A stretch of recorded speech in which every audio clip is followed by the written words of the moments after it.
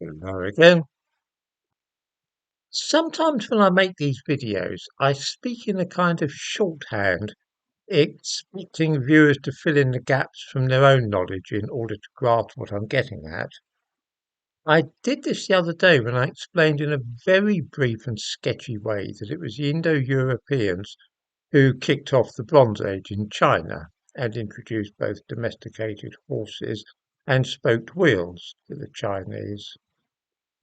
It was plain from some of the comments that I had left out too much of what I was driving at to make the case clear, and so I thought it would be a good idea to fill out a few of those gaps now.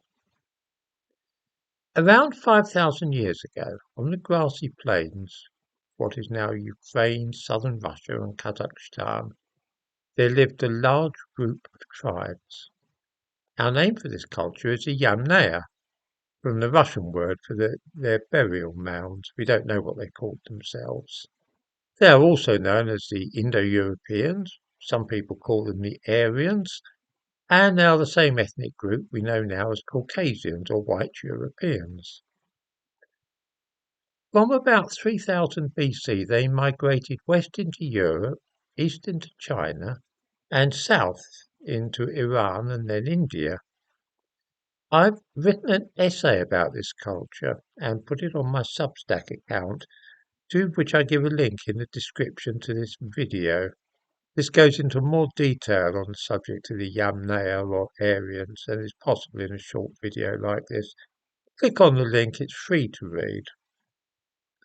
It is the descendants of those Indo-Europeans or Aryans who settled in Europe who have created everything worthwhile in the world. Without their ingenuity, we would be living like Stone Age farmers. Everything from wheels to steam engines, windmills to telegraph lines, motor cars, aeroplanes, television, space rockets, heart transplants, computers, and mains electricity have all been devised by the Aryans, otherwise known as Caucasians or white Europeans. Just think of any invention that we commonly use, from antibiotics to railways, and you'll find that they are the product of those Aryans who settled in Europe. The strange thing is that we are all perfectly well aware of this, but it is becoming history which dare no longer be spoken of out loud. Instead, we pay lip service to the idea that there is nothing special about Europe and that the ethnic groups in other parts of the world have, in their own way, contributed every bit as much of use to humanity. This is a fairy tale, one we now teach to children at school, while pretending that it's really genuine history. Even the Aryans themselves, the inheritors of the genetic legacy of the Yamnaya, feel awkward and embarrassed about achieving so much and being the creators of civilization.